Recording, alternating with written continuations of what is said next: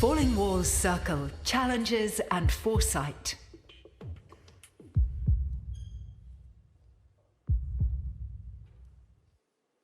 Welcome to the Falling Walls Plenary Table. The implications of AI for science, friend or foe? Good morning, everyone. I'm Kat Allman with Digital Science, and it's my great pleasure to moderate this panel sponsored by Springer Nature. At this point, I'd like to call our panelists to the table.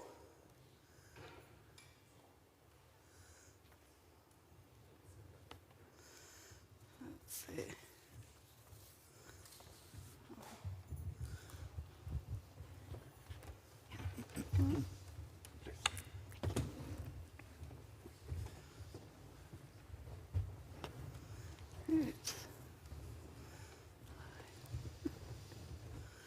Robots looking at it. Trying to compensate it with old-looking books. Let's start with some introductions. We have Alena, Buyx, Professor of Ethics in Medicine and Health Technologies at the Technical University of Munich. Benoit Schillings, who's the CTO of X, the Moonshot factory in California. Then we have Bernhard Schölkopf, director of the Department of Empirical Inference at the Max Planck Institute for Intelligent Systems. And last but not least, we have Henning Schönenberger, VP of Content Innovation for Springer Nature. Let's begin with a general question. As we say in the title, what would you say are the potential benefits or the potential risks of AI in science? And feel free to jump in here. Let's start with you. Talking about the benefits, I mean, the first thing that comes to mind is how much time it can save us, automating all the tasks that take mind-numbingly long hours. So that's the first thing that comes to my mind. And secondly, it's really scalable when we think about using AI for different tasks instead of having human intervention for the same. Those are the two things that come to my mind now. All right, so you're on the pro side. I am. How about you, Henning? Well, I guess I'm also on the pro side to start with. I think AI has huge opportunities for acceleration of scholarly research. Huge opportunities to also increase the quality of research. I think it has a great opportunity for inclusion, and I'm happy to give some examples as we speak. Clearly, there's also downsides. I think we should not be seduced by machines and by AI. I think that's why we need to really take the human in the loop. That's also how we engineer our products. That makes sense. Great. So I fear I'm also on the pro side. But it's pretty striking when you go across labs or speak with lots of scientists to see still how hard it is to understand what other researchers are doing. And I really do think that AI could play that proxy role to translate or really identify relevant science from one scientist to another. The other aspect is, I think we're hitting a wall of complexity. And humans are clever, but science is infinitely complicated. And I think that the booster that ML is providing us is really a way to accelerate and go to the next level. Yeah, so the second part of your answer goes in the same direction of what I was going to say. So I think we are now, traditional science deals with systems that are relatively simple, systems that are such that humans can write down a model by abstraction, and the model is still reasonably veridical. We are now endowed with a set of tools through AI that allows us to build models in a completely different fashion, build models automatically in a data-driven way. And this paradigm, in principle, extends to much, much more complex systems than previously. So that's the big benefit. Of course, the big risk is that this is a huge experiment because traditional science, over the centuries, we've developed methods that sort of filter out what is reliable knowledge, what is transferable knowledge, how do we get insight from knowledge, how does insight generate new knowledge. All these things are now up in the air, and we don't know how to transfer them and how to use the AI tools in a way such that they are still valid. Thank you. And Yes. Thank you, and hi, everyone. Good to be here. So I'm pros and cons. As an ethicist, I'm also here for the German Ethics Council. We put out a report, 400 pages, and we boiled it down into one sentence. And we said that the application of AI needs to enhance human flourishing and shouldn't reduce it. It's a very simple ethical rule, but if you apply it to the different sectors, it gives you a lot, because it shows you, on the one hand, it can enhance human flourishing. And for science, I do want to emphasize what Sudeshna has said. It will make it quicker, it will make it more precise, it will make it scalable. It will help with challenges that we all face, from climate change to cancer treatment on the one hand, but on the other hand, we also know it might impact certain groups, specifically if you have algorithmic bias, for example. So we need to make sure that we don't build in prejudices that we have in the world right now and sort of make them stronger and scale them and thus impact particular groups. And we might have automation bias, which is that we trust it all too much. So I think it's a wonderful tool, and that's what I want to emphasize. It is a tool, and it needs to remain a tool. It needs to remain in our control, but it's a fantastic tool. So positive outlook, but we have to be a little careful. well, that's a wonderful opener for my next question, which I'd actually like to start with you, which is about trust. Trust in AI and trust in science. Governments, institutions, industries are actually already using AI in various forms. But there are also issues. We need to have rules of engagement, AI, IP, and ethics. How can we ensure that safety and ethics will guide us when using AI? And what safeguards should and will be built in? Okay, guys, this is it. I apologize to everybody else. It's going to be no, just kidding. Obviously, I don't have a very quick answer to this, but I do want to say something that maybe people could find a little surprising, which is, as an ethicist, I'm quite happy these days. And ethicists are never happy, you know that. I think we've learned, as societies, from what happened with social media and the tech platforms, that we've just sort of let develop and looked on as societies, and then realized, oops, this has impact quite a bit. And not all of it is positive. And that's putting it very lightly. So I think there has been a development of awareness. This is a very powerful technology, and we need to accompany it from the beginning. So what's currently happening is actually quite positive in my view, that we have initiatives international in OECD, we had the summit in London, we have bipartisan frameworks in the US, and there is the AI Act the European Commission is preparing. They are all building on a lot of what's already there. So there are standards that have been developed for explainable AI and all kinds of safety standards. I'm not big on IP, but there's people who know this very well, and it's pushing us, it's pushing the envelope. So in particular with generative AI, it needs to be adapted, but we're not starting from zero.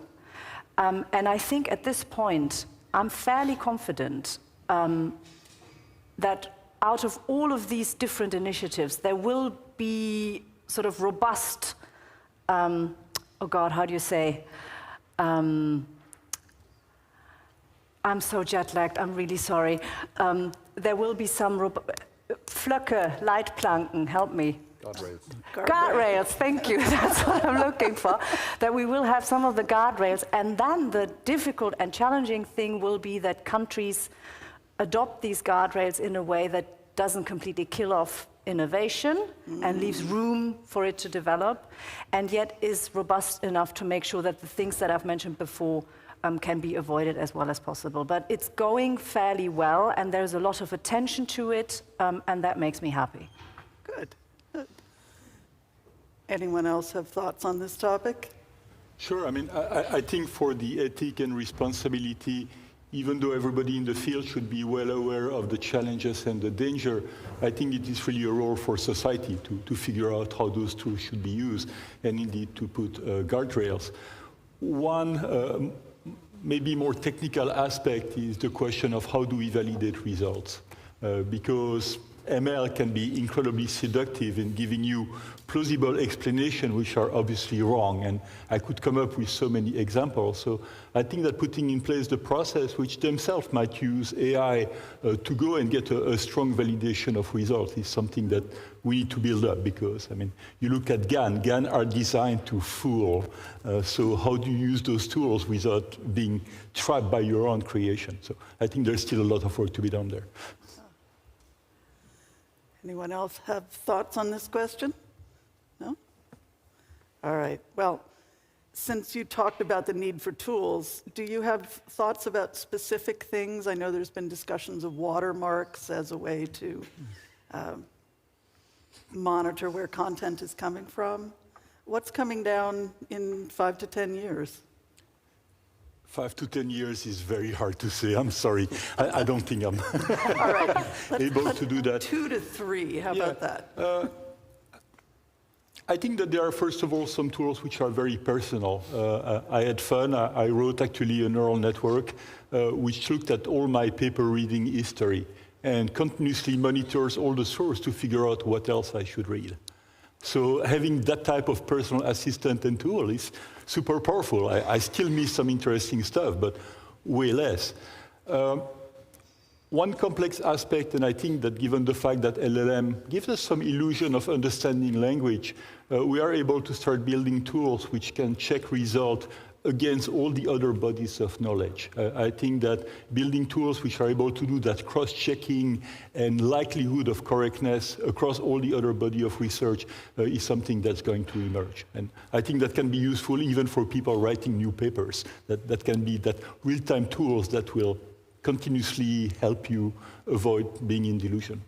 Wow, that's amazing. How soon can I have one of those? Oh, I think the recommendation engine, that's coming very quickly. I mean, I think, within the next year, I expect that, I don't know if this is going to be something that Springer will do, or Open Science, or Archive, but that's so obvious that this is coming up. Wow, terrific. So I think one of the major discrepancies that we have there, and I think this is going in the same direction, is that machine learning fundamentally is built on correlations and statistical dependencies, and you can have correlations that are robust, you can have correlations that are not robust. So I think you were alluding to this before. So there was a nice example recently of a system that was a medical system that was trained to detect whether a patient has a pneumothorax. And then when they feel that the system, they noticed it didn't work because the system had just specialized on detecting a little tube that gets inserted into the lung of people who do have a pneumothorax. So the training set was collected from people that were already undergoing treatment. But for new patients coming in, of course, the system didn't work. So these correlations, if they appear in the training set but not in the test cases, then they are not robust. And the fundamental problem of modern AI, it's all about correlations. But we're thinking about how to make such systems more causal, so how to build the decisions on relationships that are causal and therefore more transferable across settings. And then a causal feature that causes a pneumothorax would not be the tube, but maybe something else. So I think that's something that we're going to see, or that we're already seeing in the field, and that will also help with issues such as explainability or attribution of responsibility in systems and all these questions. Did you have thoughts, Henning? I have a bit of problem with this broad question about AI and the impact overall on science. I think what we need to do is really to break it down to use cases and really show the examples where it goes wrong, where it goes right, and yeah, just give one example, if that's fine. We just published the first book that was generated by GPT. So is that fantastic? Well, in itself, the technology is there. I'm happy that we did this. But what did we especially do? We involved human experts. We had 3 authors who took entire accountability and ownership of the work, and basically the end result is probably not a GPT text anymore. It's a fully edited text. So building in and engineering in this well, we call it human in the loop or human oversight, and to show that this is possible, I think that's what we have to do. Yeah? And just to finish on that example, because we said acceleration and quality, usually it takes a year or 1.5 years to do a book. Yeah? This book took the entire work on the manuscript like 2 months, and we had this book published in 4 to 5 months with all the production. And what I'm really, really happy with is the authors would have never written a book because they are 24/7 professionals. They are working on their job. So with this, we could convince them to share their knowledge in a time frame that they would have done. And that's why I think there's a huge inclusion aspect in AI. And I think we have seen this in basically, I think, all the great innovations in technology, the internet, Web 2, like social media. I think open access in itself, if you consider it as a technology, but now AI, these are really openness and enablers to much broader communities to participate. Can I jump in on that? That's fine. I think that's you just made a really important point, which is that we have to drill down into the different areas, right? And the question about regulation and ethics, you usually try and be a little general, and that doesn't work with this. So what I'm currently doing a lot is running around to different communities in science, but also in other areas and other professions, just telling them, look at this, please, because one of the biggest challenges will be to find out exactly that. Where is work going to be quicker? What are the new potentials we can generate, right? What are the new things we can do? But also, where will our workflow change? And you can't really anticipate that. People from within the field have to tell you. So to give you one example, I gave a talk in Austria the other day, and I used this example of the, it's a sort of similar to ChatGPT kind of algorithm that you can use to do the protein folding, right? So people will know that to have a new molecule, like a new drug, you need to be sure that the folding of the proteins is correct, otherwise it might kill you. It used to take years, right? You used to have to do that experimentally. Now, the algorithm gives you the whole thing in 6 hours. That's absolutely amazing. And I used it as an example. Look, this whole process is going to be replaced. And I'm a medic, you know, so to me that was a no-brainer. After the talk, somebody came up to me and said, you know what, but that's wrong. It's not true. It just replaces this one task. And what happens then is we need to test it this way, we need to test it that way, we need to do all the lab work, we need to do all the experimental work. So you need the people from the field to correct the impression that you might sometimes have. Oh, wow, it doesn't take 2 years to have a book anymore, but only 2 months. Well, we don't need authors anymore. Because that's wrong. That's wrong. It's very important that we include, as you finish, that's why I want to emphasize this, that we include people, experts, from the specific fields, not just in the development process, I hope that you guys are doing that, but also in the process of the societal discussion. Where do we want this to go? And in the process, obviously, of regulating. Because, and this, I think, is slightly different to other technologies. It used to take a few years, but Benoit just said 5 to 10 years. I can't talk about 5 to 10 years. It's 1 or 2 years, right? So this has really, really put a lot of pressure on us. But I think there's a chance of crowdfunding, if you will, from the different professions and expert communities into how this develops. So that's, I think, a really important thing to do. Let me try to do a little bit of trouble here. Always good. I agree. In many cases, having human in the loop makes a lot of sense, but at the same time, we're discovering more and more that humans are pretty restrictive on what they are ready to accept and consider to be a good solution. And you look at, you look at the history of how the solar system works. Even though this was science, they were biased on the fact that planets had to go around circles. And these are ellipses. So history is full of those examples. So I think that AI also brings us the ability to find solutions that would be so counterintuitive to humans that we would not even consider them. Even though we try to be rigorous doing science, I think it opens doors to having solutions which are very different.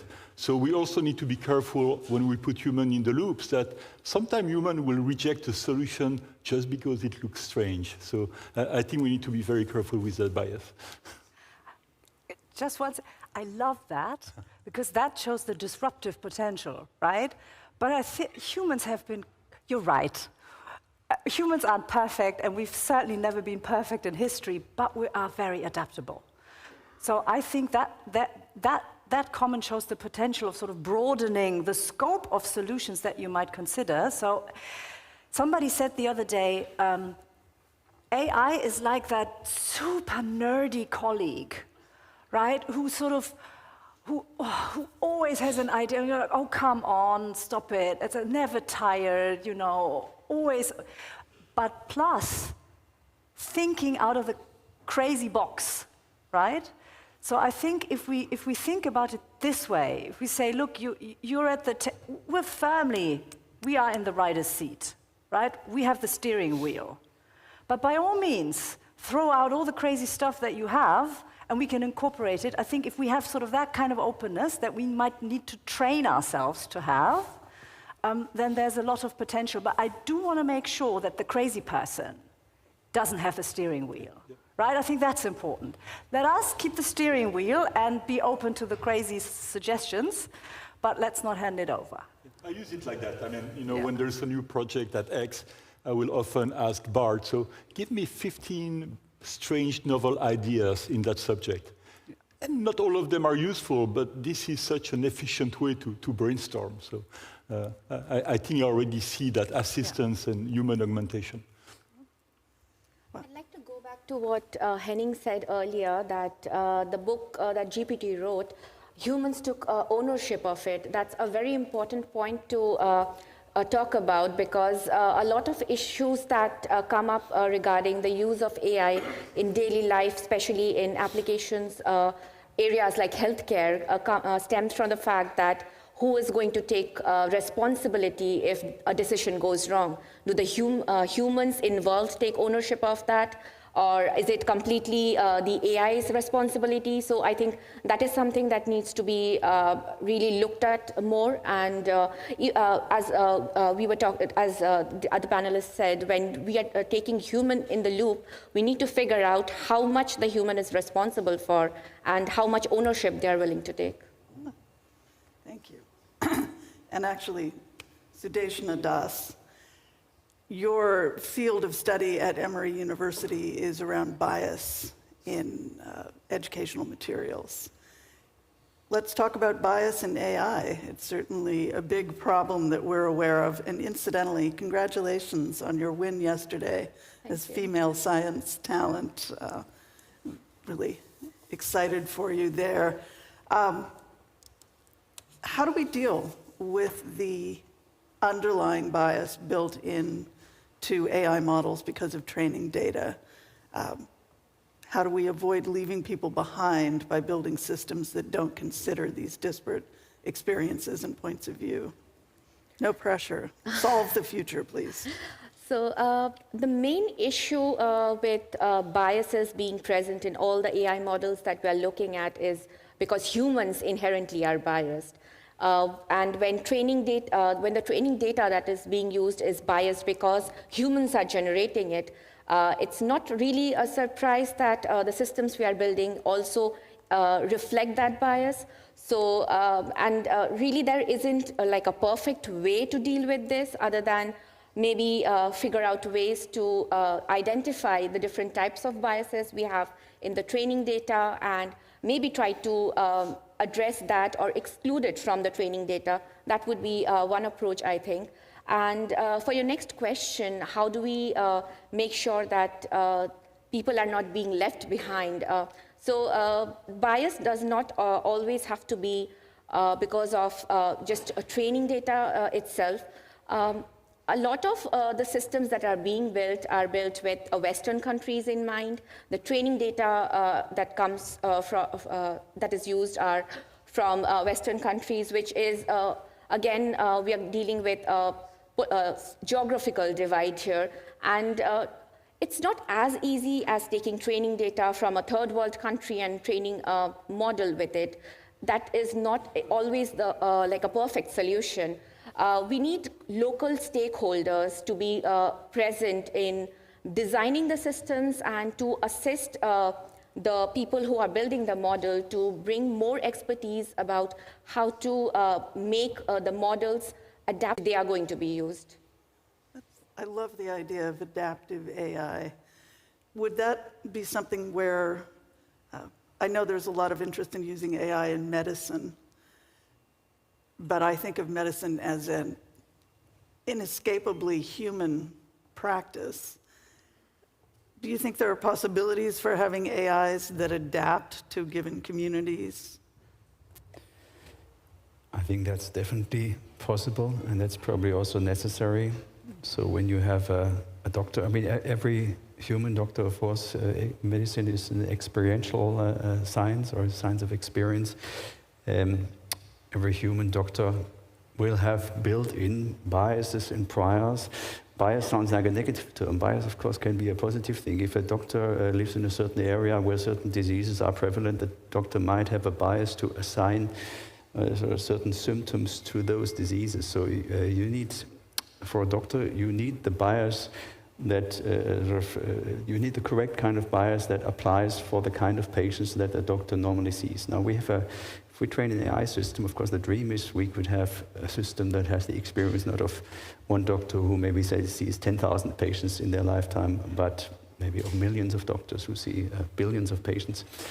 And then that's great, because then that, of course, that AI doctor could have a much better idea of rare diseases, etc. But then this problem that you mentioned comes up, how this knowledge then gets specialized or fine-tuned for a population at hand, for a problem at hand. So I think these are open problems. Yeah. Can I come in on that? So medicine, I think, is probably one of the most evocative examples of how AI can help, but also some destructive potential. So there are all these very famous examples that you have an algorithm that can predict renal failure in the ICU, for example, which can kill you quite quickly, and it's very hard to predict when it happens. And you have an algorithm that is able to predict it over the next 48 hours or something, with quite high, with a high rate of accuracy. And then you realize it's not as good in women as it is in men. And then you realize it's a science paper, 92% of the patients the training data came from were male. Well, yeah, that's not going to give you a very good result. Still, the results are pretty good, still better than the results by doctors. But that is enshrining a specific bias that wasn't intentional. I didn't even know how that. I don't know how that came by, but how that came to be.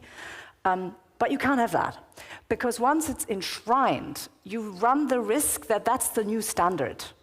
And you have the same with skin color in dermatology data that you train models on, even in radiation, so on. So and the problem is if you combine that then with the automation bias, which is doctors really like to believe they're machines.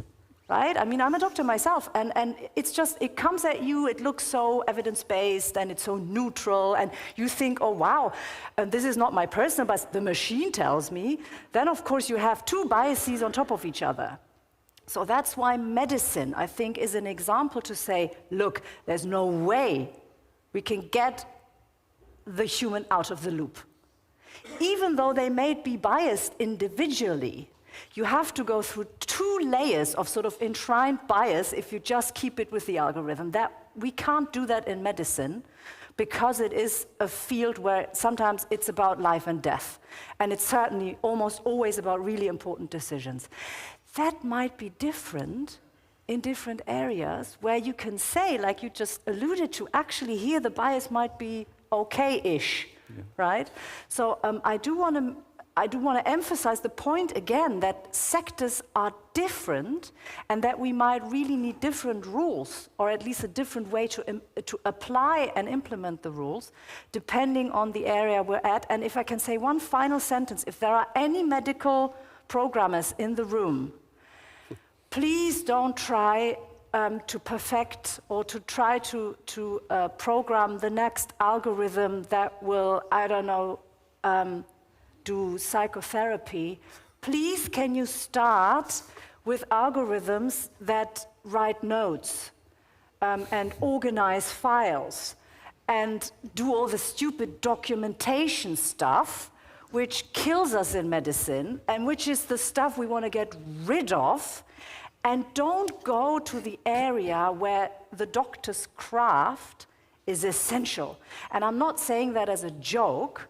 I'm saying that because the examples that you hear about are really the psychotherapy chatbots, which, you know, I love them and they're great and you can use them as a tool.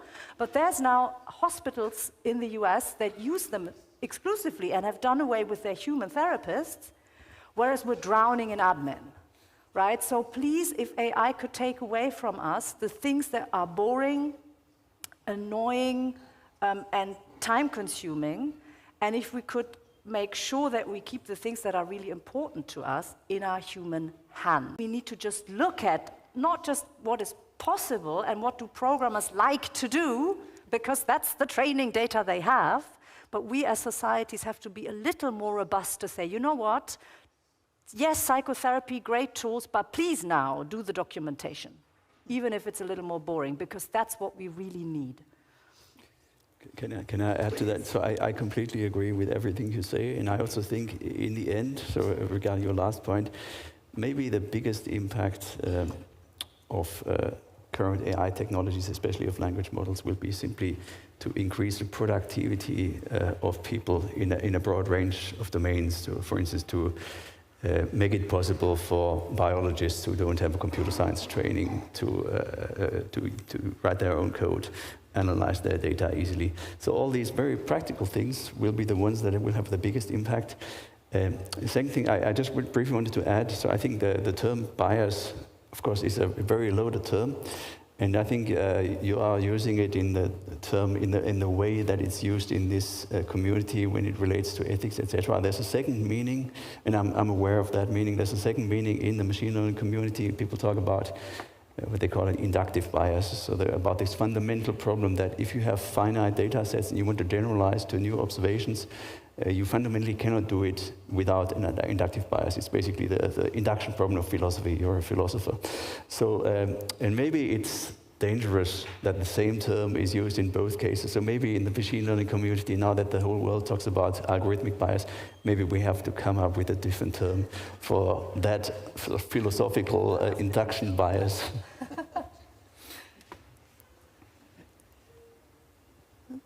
No, please. So I totally agree. AI has the capability to get off the pains and the tedious tasks. Again, an example. I think as a research publisher, we always think that the writing and the publishing is the most important part. What we know from user research, it's the research itself, the work in the lab, the work as a PI with my lab team, and then the writing of the papers is basically just the appendix to get the research communicated. Yeah? So what we're looking very much into, and researchers really appreciate this, getting that tedious as I say, activity to really execute on the scholarly communication as convenient as possible. On that I agree very, very much. If it's fine that I put another word on the term bias, also here, same as for the general term of AI, bring it down to the examples, because also here AI has huge opportunities. Researchers are often very much trained in their disciplines. Yeah? They are often, and with all respect, probably there's huge exceptions, but I see that they are in their disciplines. Now, when we explored AI for AI-generated books, for literature overviews, where we took AI as an enabler, all of a sudden, for topics like really, I'm a social scientist by my graduation. So chemistry, material science is a very dry matter for me. Yeah. But when we executed on using AI on that topic to build literature overviews, all of a sudden the machine gave us out say material from other disciplines, from social science, from earth science. So really it cut through the disciplines, and seeing that was really, really eye-opening. Yeah. So it really cuts through the regular discipline bias that we see with researchers, and that's a huge opportunity. One other thing is, can I? Sure. About a year ago, and that was pre-ChatGPT, I did with my team a bit of an exercise to take the Sustainable Development Goals, and they are pretty well outlined as goals, and you can convert them into questions. Yeah? And then I said, what are the answers to these questions? Yeah? And the generated texts were super. I thought, wow, this sounds really great. Yeah? And then I had a conversation with some of our colleagues who are very, very much in the area of Sustainable Development Goals, and they said, well, that sounds nice, yeah, but that's the usual things that we hear from, say the Western research hemisphere, and it really cuts out all the other perspectives, like the global South. Yeah? And why is this? Because these large language models, they are trained on the quantity of, well, let's say, Western hemisphere research. Yeah? What can we learn from that? We learn from that we recognize this and can counteract, and then say, well, we can plan and execute on portfolio management in a way that all of a sudden we are much more inclusive. Yeah? So even when we see that AI is biased, we can recognize it, and it's a great way to execute on that. Yeah? And that's why I'm also so fascinated about your research. Yeah? If we take it back and then re-engineer and then engineer it into the way how we're building products, that's a huge opportunity. I also wanted to bring up the... Excuse my interruption, but it's now time to take questions from the audience here as well as our online audience. So, yeah, I don't want to eat into that time any further, sadly. But I am Adam Levy, science journalist and science communicator, and it's my great honor to be taking questions from both our online audience watching as well as our physical audience here. So for our physical audience here, please make yourself seen if you have a question. But to start us off, I would like to ask a question. This is not the first time we've been having these kinds of conversations within my lifetime. Of course, social media has changed pretty much how we do everything. Have we learned particular lessons from the social media revolution that we can apply to both the development and regulation of artificial intelligence? I would like to actually have Sudeshna say what she wanted to say, because I think that was an important point. Yes. Can you come in with that first, and then we'll come to that topic? Because we were talking about bias a lot, I also wanted to bring up the fact that the different biases that we deal with are related to social constructs which change over time.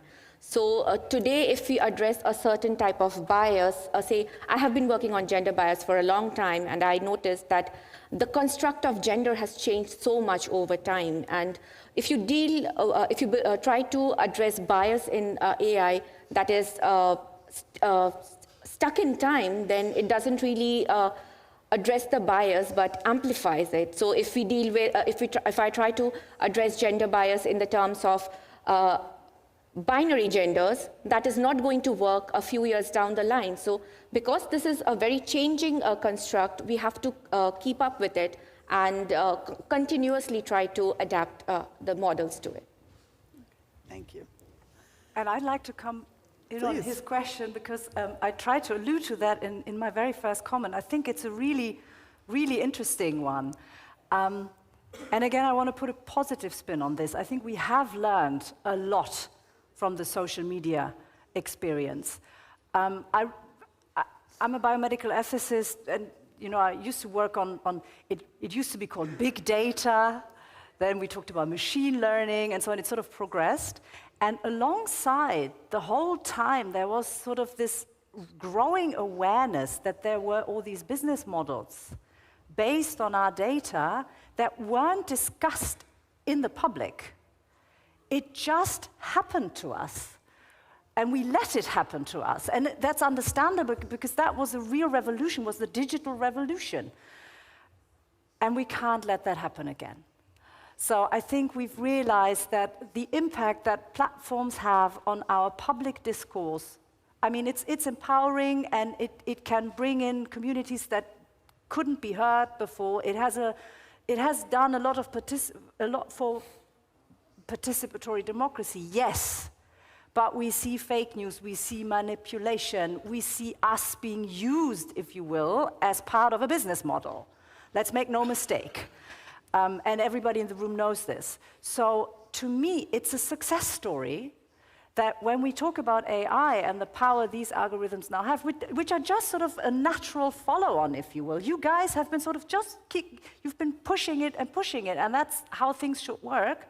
Societies have realized, this is lovely, but we need to be in this discussion. And so I think now we're quicker. Governments are more on this, and there is not this idea of, let's just let these smart people do whatever they want, we will definitely benefit. But there is a bit of an awareness, let these smart people do what they want, but let's also be in the room. And I think that's a much better balance. I think there's reason for optimism that we will get it right, or better this time. So I think it's very interesting to reflect back to this time, the early days of the internet. I think at the beginning, people wouldn't have anticipated that maybe the most dramatic change that the internet will bring us is all the things around social media, and how the social fabric and our interactions, and how even the lives that our children live, and how they live, and how they spend their time, how this will be disrupted by this technology. So the biggest changes in the end were the ones that are related to humans. And now we're in this phase, we're speculating what AI might change, and are we going to get super intelligence, and is there a risk of extinction?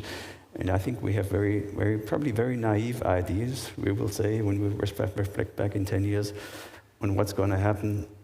So I think maybe the lesson from this is that we need some humility and an alertness or astuteness in perceiving what's happening, because it's going to be very different from what we now think. I think we have time for one more quick question. An online question from our chat. Are ChatGPT and other large language models empowered to exclude data from unreliable sources, for example, from predatory journals? Great question. Go for it.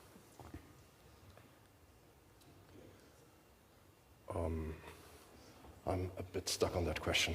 All right. Anyone So, have thoughts about this? so the question is alluding to the training data for large language models, and whether, for example, information from predatory journals could find their way into these large language models and effectively have the same treatment as more carefully peer-reviewed content. I mean, So, one thing. okay. So sorry, please. So I think a very trivial answer. I think these big large language models, as we learned them over the couple of months, they are not clean. Yeah, that's I guess the trivial answer to your question. Yeah, and I think that one of the big learning of those new very large language models which are being built, and that's an ongoing process, is that just making the network larger has actually very little impact on the quality. The biggest determinant for the quality of a language model is how well you are able to curate the data. That the more you are able to filter, and once again, you can even use machine learning to do the filtering in a bizarre way, but the more accurate you are and the more you are able to test and certify the quality of the data that you use for the training, by a long shot, that is the best way to create a better language model. So there is a lot of work to filter less accurate content, or as I mentioned earlier, being able to reject content which would be outliers. So I think the self-consistency in data training is important. And creating this information where you're able to get 10,000 pieces of information which would be coherent is much harder than to produce one fake document. So I think it's not perfect, but there are also some new tools and understanding of the problem. Thank you so much for the fantastic beginning to our day, and I'll hand back for the concluding thoughts of the session. Does anyone have final thoughts, something we're dying to say that we didn't cover? Maybe one very quick thing about bias, since I did not speak about it, but as usual, technology takes and technology gives, right? I mean, that's the story of technology. And one thing that we see, and we see some concrete example, is also using AI to root bias, to detect bias. Because it is a very powerful tool to be able to take some very large data set related to human bias and explain what the bias is in English language. Things that previously would have been extremely hard to do. So there are always two sides there. Well, yeah. So over the last couple of years, when I've been working with machine learning and really trying to understand how this all works, I learned a lot about myself. Yeah? So it was also a good mirror to who I am and what do I want to represent. Yeah? And in the end, what I think we should do, we should take accountability, we should take agency. It's not a technology that comes with something that we cannot avoid. It's us to really define that space. Yeah? And what I really like is that there's I'm a fan of reasonable regulation. What I really like is that there's, as far as I see, there's regulation from top down, but also bottom up. Yeah, and that needs to be a good handshake. And also here, a good example. Last year, I think around November, December, we saw this. I think the first 1 or 2 research papers on Scopus with ChatGPT as, I think, the 3rd author. Yeah, and we thought, wow, huh. And we were all very astonished, and within Springer Nature we discussed big time about this. Yeah? And very early this year, January, February, we said, we don't want this. We don't want this. And we put out a policy to say, we don't accept papers that have a large language model or any kind of AI as an accountable author. And that was adopted by, I would say, literally the entire publishing industry. So I think it's also important to really have this, or I wouldn't call Springer Nature as just bottom up, but let also the industry also participate in building up these. Somebody wanted to? It's also fine. But I think I finished my point. Yeah. Great. Thank you all so much. I've learned a lot. I hope everyone else in the room and on the internet has as well. Let's hope we get it right.